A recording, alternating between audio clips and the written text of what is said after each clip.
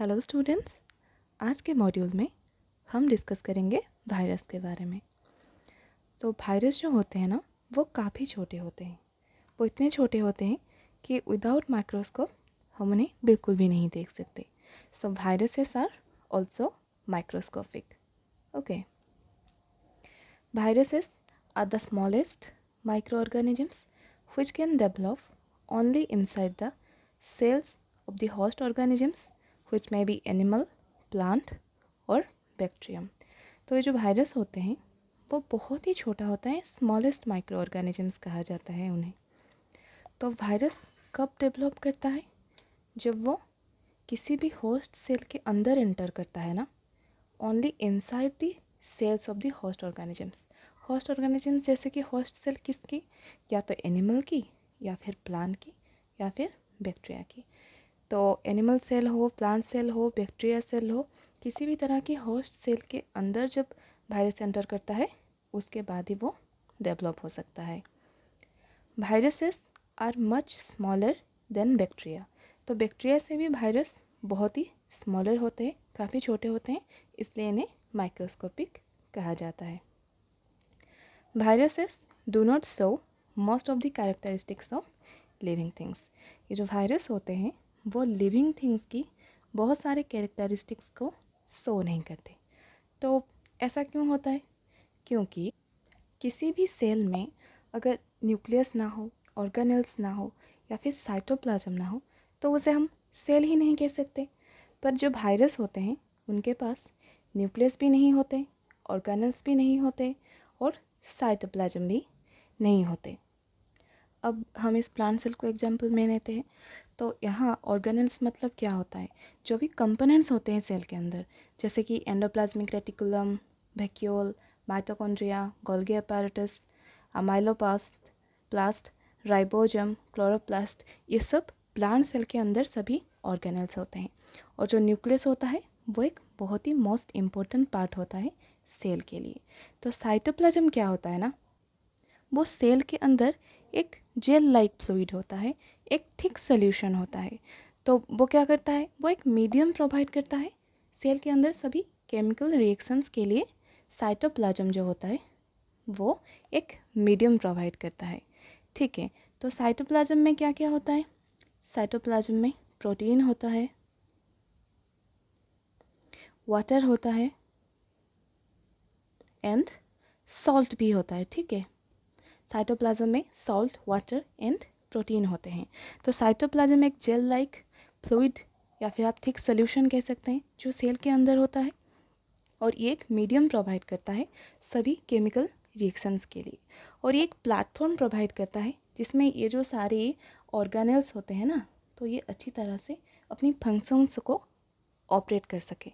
तो इसीलिए सेल की एक्सपांसन हो, कॉन्ट्रैक्शन हो, सेल की ग्रोथ, रेप्लिकेशन, ये सब साइटोप्लाज्म कैरी आउट करता है किसी भी सेल के अंदर।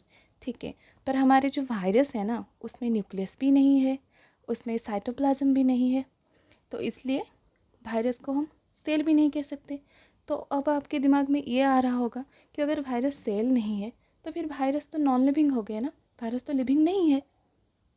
आप बिल्कुल सही समझ रहे हैं, वायरस जो है वो पहले नॉन लिविंग होता है, इसीलिए वायरस कोई भी लिविंग थिंग्स की कैरेक्टरिस्टिक्स को शो नहीं करता। जैसे कि virus do not respire, feed, grow, excrete और मूव ऑन देयर ओन। तो जो वायरस होते हैं वो ब्रीथ भी नहीं करते, फीड भी नहीं करते, खाना नहीं खाते, ग्रो भी नहीं करते, एक्सक्रीट या फिर खुद ब खुद मूव भी नहीं करते, क्योंकि ये एक नॉन लिविंग थिंग्स की तरह बिहेव करते हैं जब तक वो किसी भी सेल के बाहर है।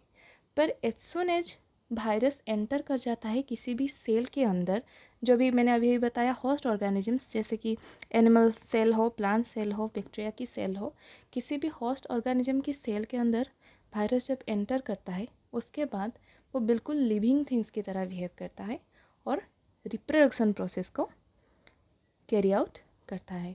ठीक है, मतलब उसकी संख्या बढ़ाता है। तो इसीलिए कहते हैं जो वायरस होता है ना, वो बिल्कुल बॉर्डर लाइन पे होता है, मतलब living things and non living things की बिल्कुल बॉर्डर लाइन पे। क्योंकि जब तक वो सेल के बाहर है वो एयर में, स्पेस में फ्लोट ही करते रहता है, तैरता रहता है, क्योंकि वो तब नॉन लिविंग थिंग्स की तरह बिहेव करता है।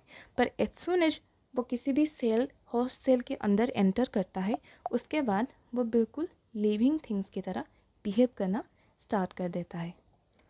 Viruses are able to reproduce if they enter a living cell. तो वायरस रिप्रोड्यूस करने के लिए तभी एबल होते हैं जब वो किसी भी लिविंग होस्ट सेल के अंदर एंटर करते हैं। That is virus can reproduce and multiply only inside the cells of other organisms, जैसे कि animal cell, plant cell and bacteria cell. तो वायरस रिप्रोड्यूस करता है मतलब मल्टीप्लाई करता है, उसकी संख्या बढ़ाता है। कब बढ़ाता है? जब वो किसी भी अदर ऑर्गेनिजम्स की सेल के अंदर एंटर कर जाए, उसके बाद ही वायरस अपनी संख्या बढ़ा सकता है। Viruses reproduce only inside the cells of the host organism. Host organism के सेल के अंदर जब वायरस एंटर करता है वो रिप्रोड्यूस कर पाता है। अब समझते हैं ये वायरस कैसे रिप्रोडक्शन करता है।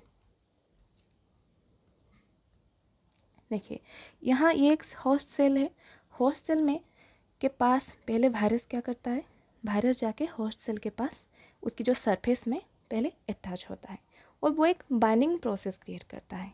उसके बाद वायरस जो होता है ना, वो धीरे धीरे करके सेल के अंदर एंटर होता है। सेल के अंदर एंटर होने के बाद पहले वो क्या करता है? अपनी जो जीनोम होता है, जो डीएनए होता है, वो उसी सेल में इंसर्ट कर देता है। ठीक है, क्योंकि virus can not replicate on their own.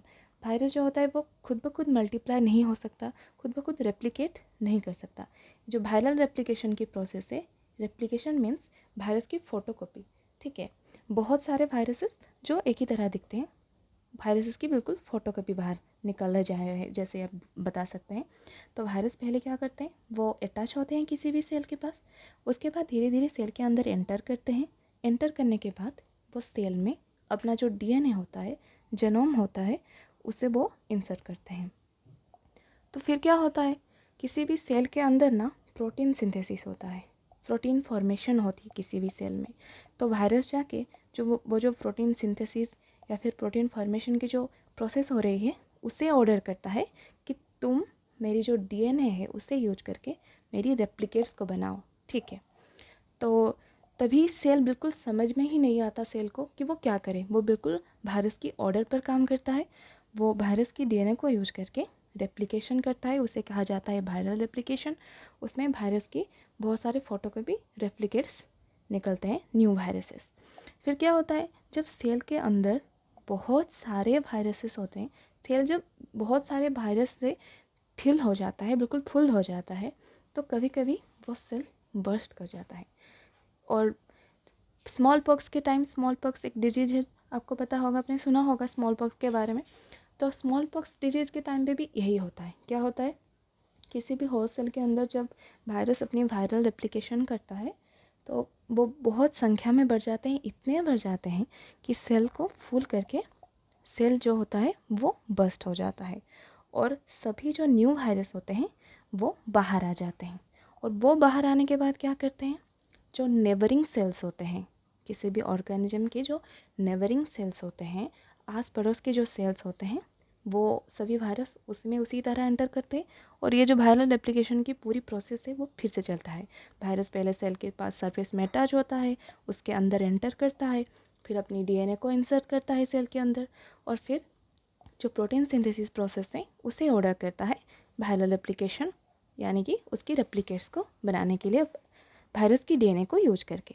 ठीक है, तो इसी तरह ही डिजीज कॉज करते हैं, वायरस अटैक करते हैं सभी सेल्स के ऊपर और फिर उनकी जो प्रोटीन सिंथेसिस प्रोसेस को हाईजैक करके अपनी रेप्लिकेट्स बनाते हैं अपनी डीएनए यूज करके। ठीक है, तो ये प्रोसेस है वायरल एप्लीकेशन की। वायरस इसी तरह मल्टीप्लाई होते हैं और डिजीज कॉज करते हैं। The host organism may be A bacterium, plant और एनिमल। तो मैंने बताया है जो होस्ट ऑर्गेनिज्म, जो होस्ट सेल होते हैं, या तो बैक्टीरिया की सेल हो या फिर प्लांट या फिर एनिमल की सेल को ही वायरस यूज करते हैं होस्ट सेल की तरह। बैक्टीरिया, प्लांट्स, यहाँ देखिए, जब एक वायरस एक सेल को बिल्कुल डिस्ट्रॉय कर देता है, उसके बाद वो क्या करता है? उसके जो नेबरिंग सेल्स है उसमें भी एंटर करने की ट्राई करती है। कॉमन डिजीजेस जैसे कि cold, influenza and most coughs are caused by virus. तो वायरस की वजह से ही कॉमन डिजीजेस जैसे कि कोल्ड होता है, इन्फ्लुएंजा फ्लू होता है एंड मोस्ट कब्स जो खांसी होती है, ये सब वायरस की वजह से ही होते हैं। और कुछ सीरियस डिजीज जैसे कि पोलियो, चिकन पॉक्स, अभी भी मैंने बताया स्मॉल पॉक्स, वो भी वायरस की वजह से होता है। पोलियो, चिकन पॉक्स, इस तरह के कुछ सीरियस डिजीज़ भी वायरस की वजह से होते हैं। तो वायरस जो होते हैं ना, वो एजेंट्स होते हैं डिजीज के, ठीक है। तो इसी तरह वायरस बहुत सारे कॉमन डिजीज और सीरियस डिजीज कॉज करते हैं, ठीक है। तो आज हमने वायरस के बारे में बहुत सारी आइडिया गेन कर ली। आज के मॉड्यूल में इतना ही, फिर मिलते हैं नेक्स्ट मॉड्यूल में। Thank you.